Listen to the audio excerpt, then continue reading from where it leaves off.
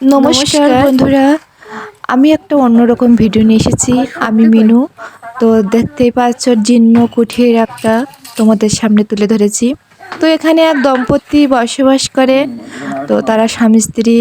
একজন হলো নেপাল রয়, তার অর্ধাঙ্গিনী শেফালি রয়। তো ওনারা আমার কি হয় সেটা সম্পূর্ণ ভিডিওটার মধ্যে থাকলেই বুঝতে পারবে।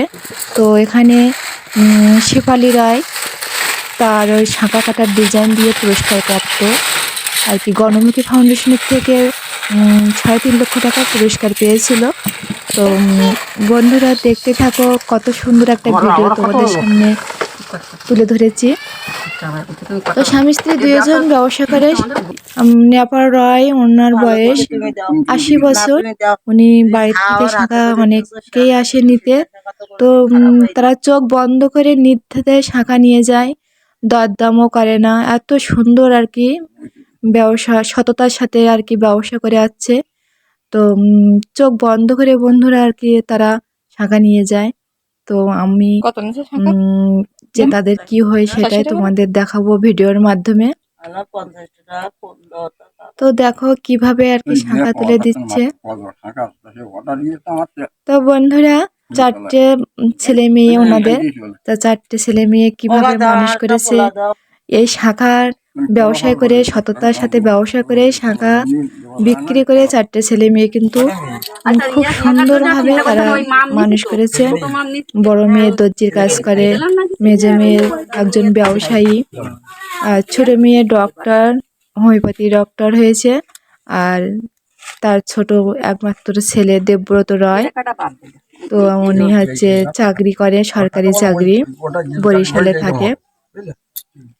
তো এই দম্পতির জন্য সবার কাছে একটু আশীর্বাদ চাবো আরো, কারণ এনারা সততার সাথে ব্যবসা করে যাচ্ছে দীর্ঘ 30 বছর। আর ওনার স্ত্রী 28 বছর হবে এই ব্যবসাটা করছে। তো বাড়ি থেকে এতটা পরিমাণে শাঁখা নিয়ে যায় যে বাড়ি থেকে বিয়ের সিজনে আসলে বাড়ির থেকে 30-40 হাজার টাকার মতো শাঁখা বিক্রি হয়। তো তারা কিভাবে আর কি শাঁখা নেয় সেটাই তোমাদের সামনে তুলে ধরছি। আর উনি শেফালি রয় যে কিভাবে বাড়ি থেকে শাঁখা বিক্রি করে, কিভাবে আর কি পরিষ্কার পরিচ্ছন্ন করে সেটাই তোমাদের সামনে আর কি দেখানোর চেষ্টা করছি। ওনার পুরস্কার প্রাপ্ত, উনি ঢাকায় গিয়ে পুরস্কার পেয়েছিল 3.5 লক্ষ টাকা, সেটাই দেখাচ্ছে। এত কষ্ট করার পর 80 বছর এই জীর্ণ ঘরে এখনো রয়েছে। তো আশা করি খুব শীঘ্রই ওনারা সুস্থ সুন্দরভাবে অন্যরকম ঘরে।